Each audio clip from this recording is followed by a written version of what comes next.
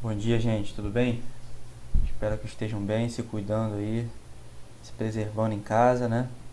E esperando o tempo necessário para que a gente volte ao normal, a gente volte às atividades em sala de aula, presencialmente, né? Interagindo mais, que é o que a gente pretende. Mas, enquanto a gente não pode, né? A gente não deve ficar parado também, sem fazer nada. Então, estamos aí, né? Tentando fazer o melhor para vocês, tentando não deixar que fique tudo parado, né?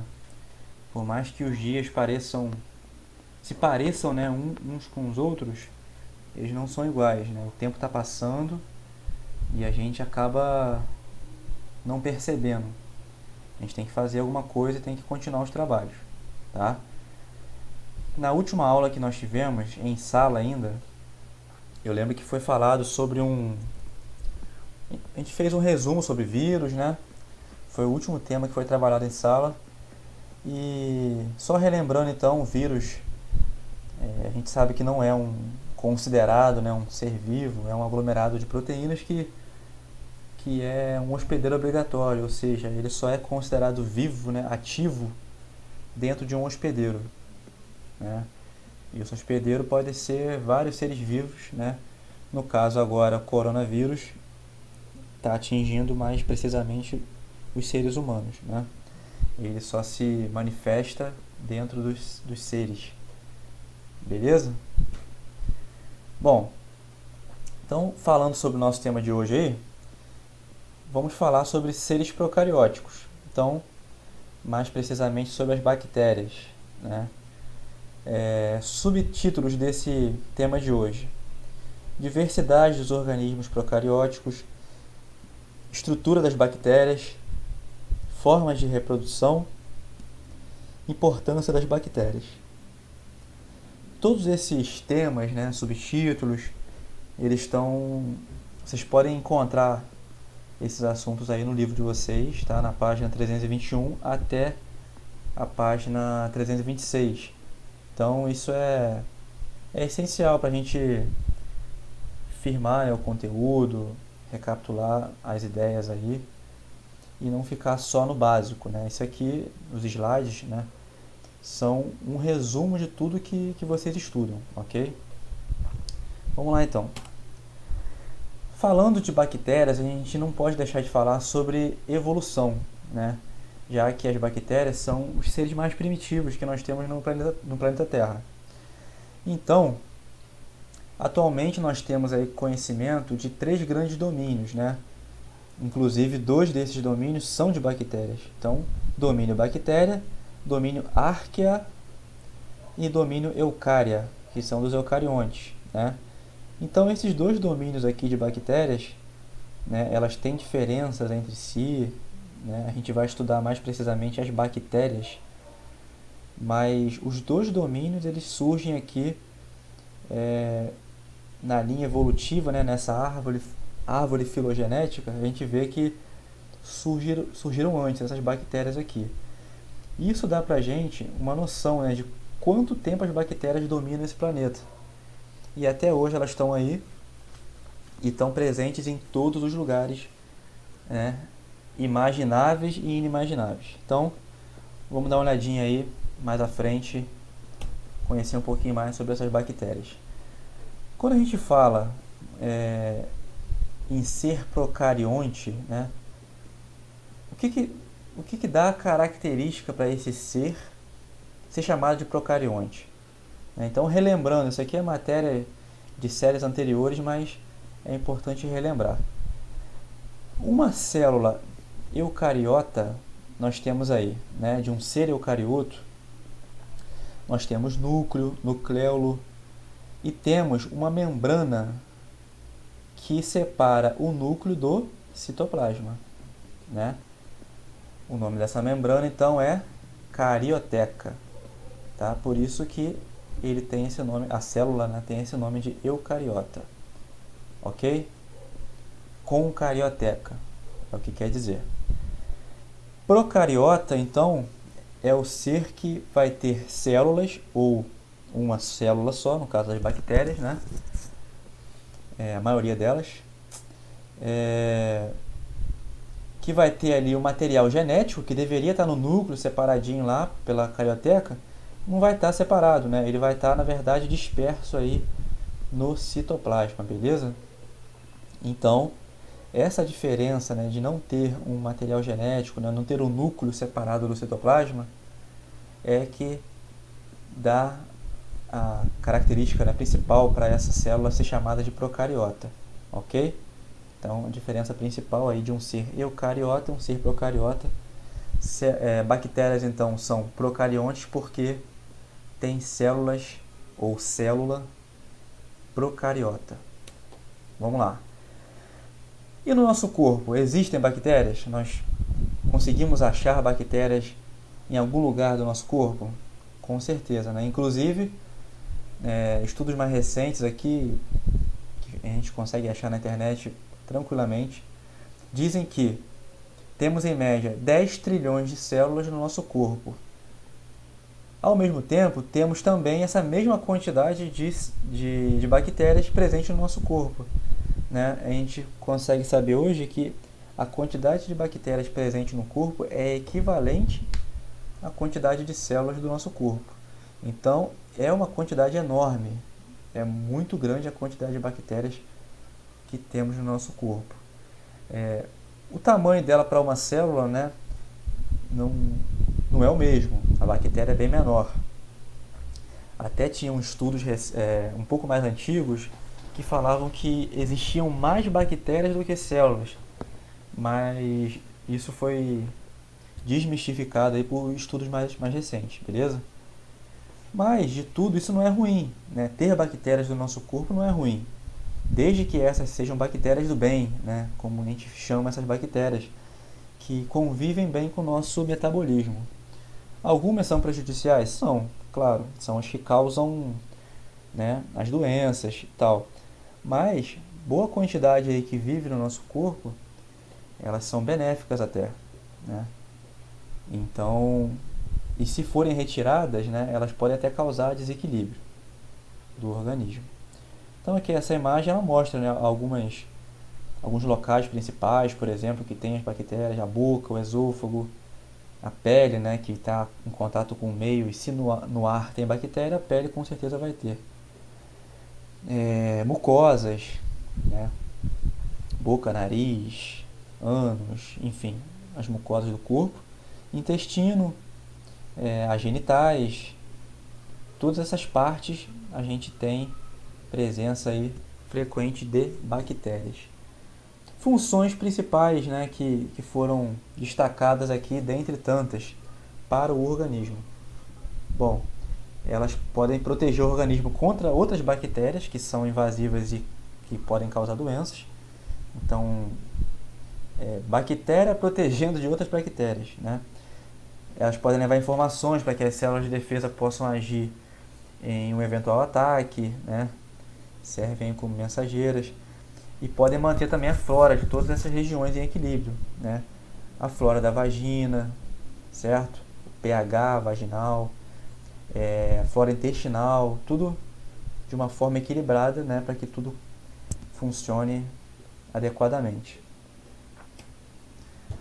Bom, essa parte aqui é a mais detalhada, né? É sobre a estrutura delas. Quando a gente pega uma célula bacteriana, a gente faz um corte, né? Como está na imagem aí. Claro que é um desenho, mas dá para representar. A gente tem aí uma célula. Claro que essa célula é um ser já, né? Porque o ser é unicelular, então a própria célula é o ser. Mede cerca de 1 micrômetro. Tá? Micrômetro é uma medida aí muito utilizada na biologia, né? na biomedicina. Ela é representada pela letra M em grego, né? O M em grego é chamado de mu. Então, tem a representação aqui embaixo, né, da letra que representa micrômetro. Então, 1 micrômetro é representado por essa letrinha aqui, em azul. Possui uma membrana plasmática mais simples, né? Além dessa membrana tem a cápsula, né? E a parede celular.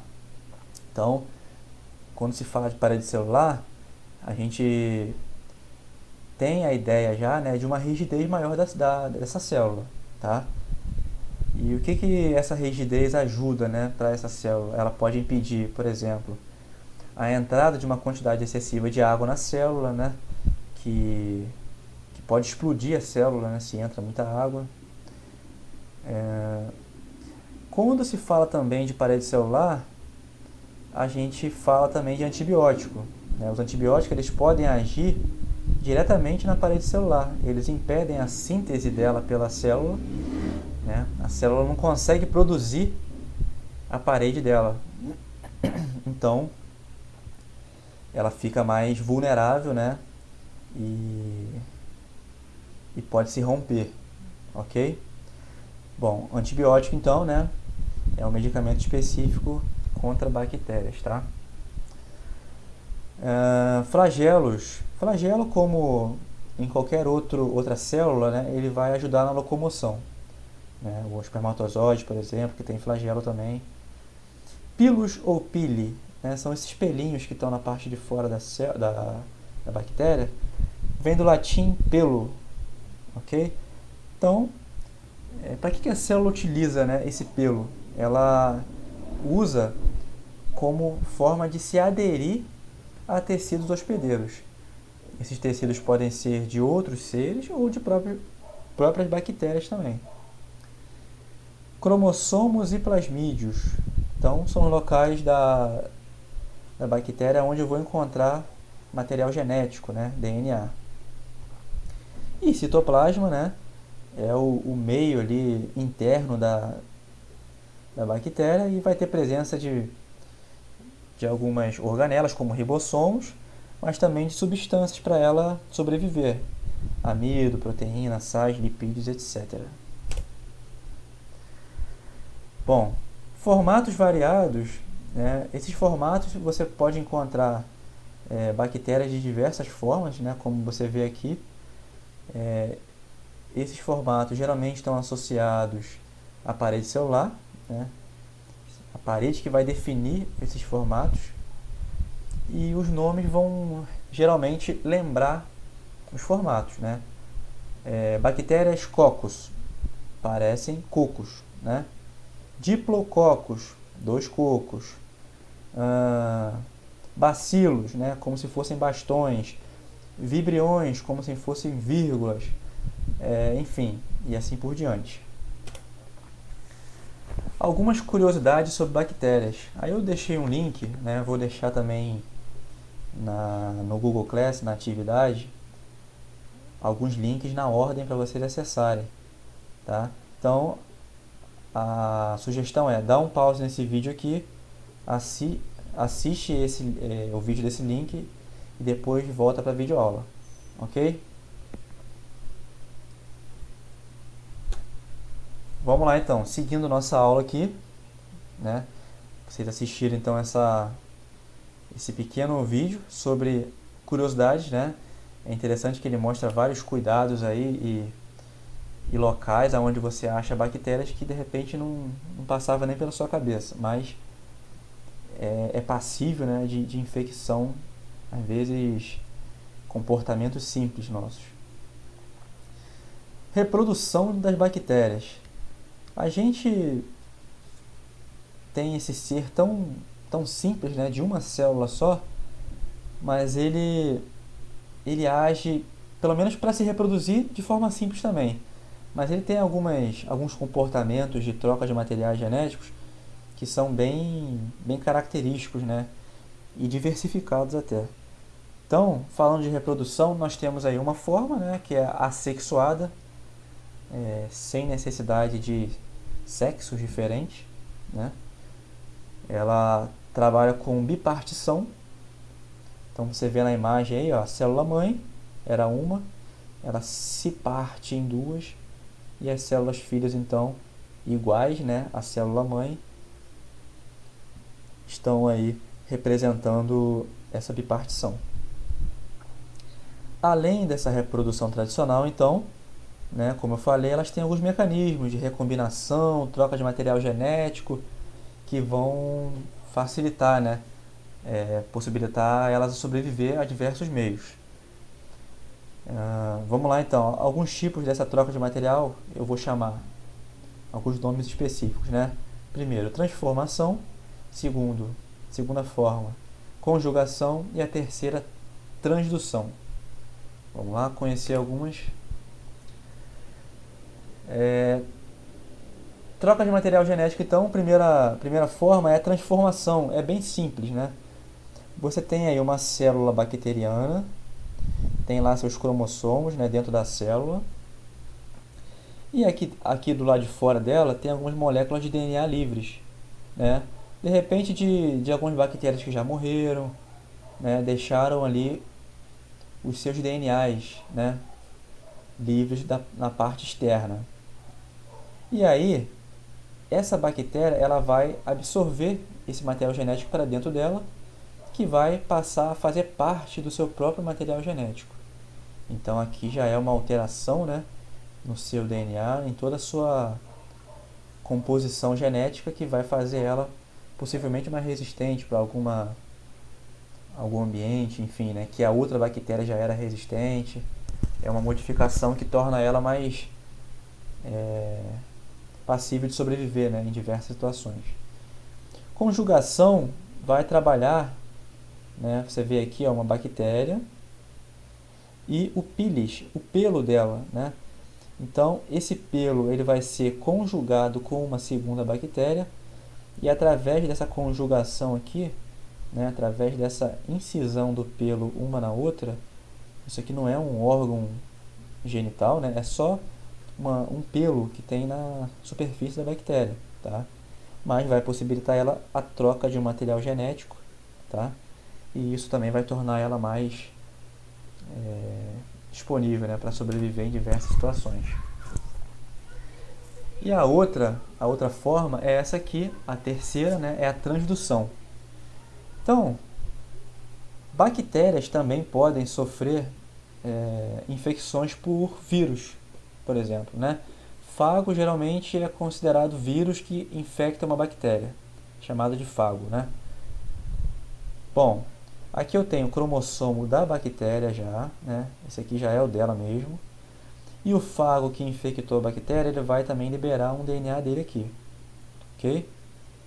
Só que esse fago, né, depois que ele libera o DNA, ele começa a se multiplicar aqui dentro. E aí, né, ocorre a fragmentação do DNA da bactéria, vira uma bagunça aqui dentro. Esse fago, né, esse vírus, ele vai se multiplicar de forma exponencial aqui dentro, até romper a parede da bactéria.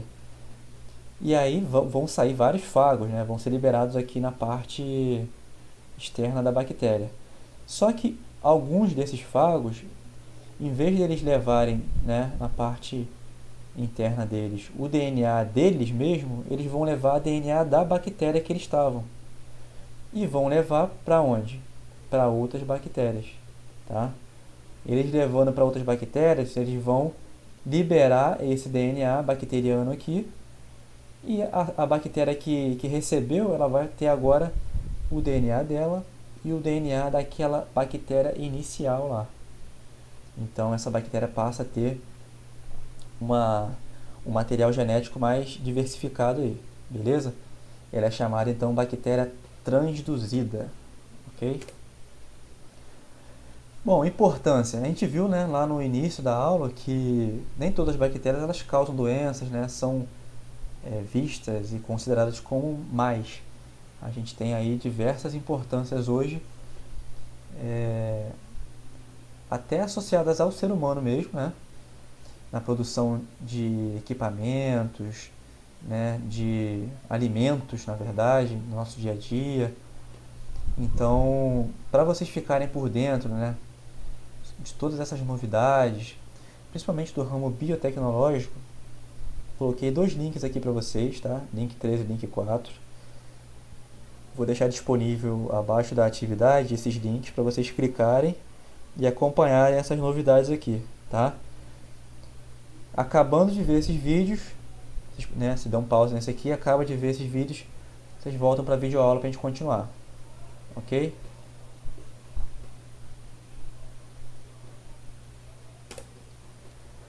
Então, continuando aí nossa aula, doenças relacionadas às bactérias, né? A gente vai trabalhar de uma forma bem direta aqui.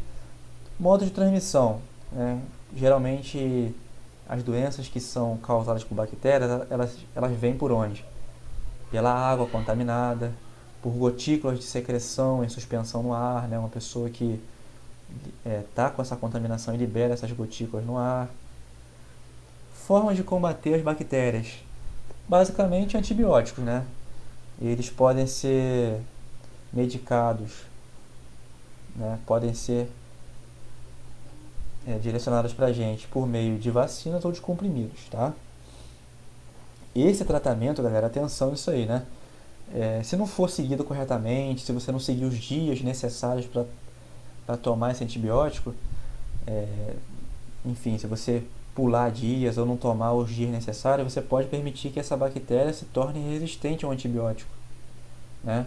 Que você já está tomando. E aí, se você permitir isso, você vai precisar de outros medicamentos ainda mais fortes, né? Outros antibióticos mais fortes para conseguir combatê-la. E enfim, essa situação de você tomar muito antibiótico não é boa para o organismo, né? A gente sabe que antibiótico é um medicamento muito forte e tem que ser tomado só em casos mesmo de extrema necessidade. Mas a indicação do antibiótico, os casos que precisa ser tomado, o médico que vai te receitar, ok? As formas de prevenir, né, uma infecção por bactéria, então, nós temos a ingestão de alimentos bem lavados, né? É um pré-requisito. Água tratada, saneamento básico, né? A gente vê, infelizmente, em nossa cidade aqui, São Gonçalo, ruas e mais ruas aí com esgoto a céu aberto, né? Crianças brincando, aí acabam entrando, né, nessas valas, pisam, e por conta desse saneamento precário, a gente tem diversos casos aí de infecções por conta de bactéria. Moradia adequada também, né? Se você mora num lugar que tem muita sujeira, né? Um ambiente propício para proliferação de bactérias, claro que você pode ser infectado aí bem facilmente. Higiene pessoal, né? Lavar as mãos, se cuidar, né? Como um todo, na questão da higiene, para não dar oportunidade, né, para essas bactérias se proliferarem de forma desordenada. O nosso sistema imunológico está o tempo todo trabalhando, né, para isso, para combater aquelas bactérias que estão tentando infestar o nosso corpo, né? Se a gente tem a imunidade um pouco debilitada, né, por algum motivo, pode ser que essas bactérias elas se manifestem, né? Elas já estavam ali, elas vão se manifestar. Alguns exemplos de doenças que são causadas por bactérias, né? Eu tenho aí a tuberculose, o nome da bactéria que causa, o tétano, a meningite bacteriana, a diarreia infecciosa, né? Então, por exemplo, a salmonela, que ocorreram casos, por exemplo, de salmonela ser difundida, né, em ovos de galinha. As pessoas chegavam em casa e esfregavam, né, aquele ovo com bucha de lavar louça, e não era recomendado isso, né? Por quê? Porque o ovo ele tem uma casca porosa. Quando você esfrega, você empurra, né, a bactéria para dentro do ovo, e quando você come, você acaba também sofrendo por essa infecção, né? A sugestão era lavar sem esfregar. Mas, graças a Deus, essas infestações reduziram bastante, né, com relação a ovos de galinha. Então, quase fechando a nossa videoaula aí, eu trouxe aqui alguns casos, né, de notícias, né, que foram publicadas aí com doenças, com casos concretos de infecções, né, de mortes até por doenças causadas por bactérias. Aqui nessa primeira imagem, nesse primeiro quadrinho aqui, eu tenho casos de tuberculose. Você pode perceber aqui, ó, ambos os anos, né? Em 90 e em 2020, que é o ano atual. Eu tenho diversas doenças aqui, malária, HIV, né, que é tão difundido hoje. Você pode ver que o aumento do HIV foi muito grande aqui, né? De 8,6 para 37,1 nesse período de anos aí. Mas a tuberculose, ela se manteve, ela já era alta, né, em 90, e ela chegou até a crescer um pouquinho aqui em 2020, tá? Então, é preocupante, né? Tem que se tomar cuidado mesmo, que tá matando. É bastante incidente esses casos aí. Aqui a gente fala de um caso, ó, de superbactérias, né? Bactérias que resistem a antibióticos. Superbactérias avançam no Brasil e levam autoridades de saúde a correr contra o tempo. São casos preocupantes aí que ocorreram no Brasil, inclusive. Resistência a antibióticos causa 33 mil mortes por ano na Europa. Nossa, é assim, é para se preocupar, né? É para se ter atenção nesses casos. O impacto desse problema de saúde pública é semelhante ao da gripe, tuberculose e AIDS juntas. Olha só, essas três situações juntas, né, chegam próximo a doenças causadas por bactérias. Tá? Vamos lá. Seguindo aqui.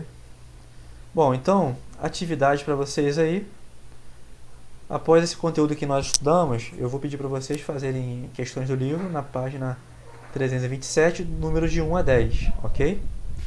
Então tem uma questão lá que está falando assim, discuta o tema com os colegas e tal. Não precisa considerar isso, pode fazer só as questões sem considerar essa parte, né? A gente não está presencialmente para discutir. Mas, no geral, vocês vão entregar esses exercícios por meio de fotos do caderno com as respostas, enviando lá pelo Google Sala de Aula para mim, ok? E o prazo que eu vou colocar lá para vocês também, atenção, né? Eu peço atenção ao prazo aí, porque a gente está se empenhando bastante para que tudo saia da forma positiva, né? Que tenha um fruto positivo para vocês. E eu espero que vocês correspondam também com esse empenho nosso, de todos os professores, né, em geral. Eu vou estar disponível também lá para tirar dúvidas no horário da aula, tá? Então aproveitem, né, para fazer os exercícios também nesse horário, que aí surgindo alguma dúvida eu vou estar lá disponível para tirá-las para vocês, ok? Então, um abração para vocês, fiquem com Deus e até a próxima.